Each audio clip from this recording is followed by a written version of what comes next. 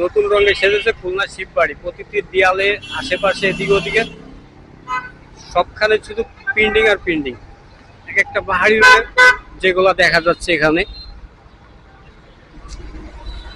এখানে আশেপাশে আগামাথা পুরোটাই মনে করেন এরকম পেন্টিং করা, যেটা আমাদের এখানে যে ফুটিয়ে তুল নতুন সাজে খুলনা শিববাড়ি। আমরা যদি এখানে একটু খেয়াল করি, আশেপাশে সবখানে শুধু নানান রকমের কারুকলা।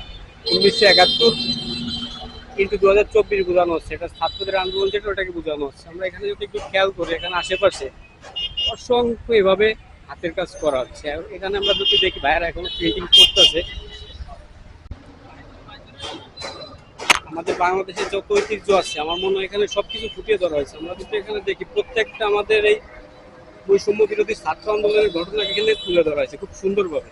এখানে হৃদয়ের বাংলাদেশ, আসলে এটা এতটা সুন্দরভাবে নিখুঁতভাবে করা হয়েছে। এখানে কিন্তু তাদের ছাত্রদের ভিতর থেকে করতেছে, এখানে কোনো আর্থিক সহায়তা যদি বাইরের সাইড থেকে বলা হয় তারা কিন্তু কোনো দিকে তারা করি নাই। এটা নিজেদের স্বার্থে আর কি, নিজের গাঠির টাকা খরচ করে কিন্তু এগুলো করছে। তারা কিন্তু এখানে বাইরের কোনো থেকে সাহায্য বা কিছুই নি নাই, তাদের নিজেদের নৈতিকতা থেকে করছে ধরতে গেলে।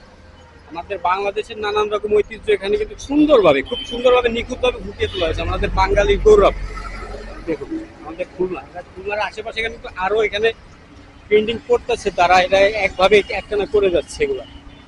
দেয়ালে কখনো ঠিকলো পিঠ লড়াই কখন সুনিশ্চিত। আচ্ছা, আমাদের এখানে আর কি যে আন্দোলনটা শুরু হয়েছিল সেটার কথা বোঝানো হচ্ছে খুব সুন্দর করে। এখানে আমরা যদি দেখি আমাদের সাইদ ভাইয়ের একটা সুন্দর একটা স্মৃতি কিন্তু এখানে আঁকা হয়েছে।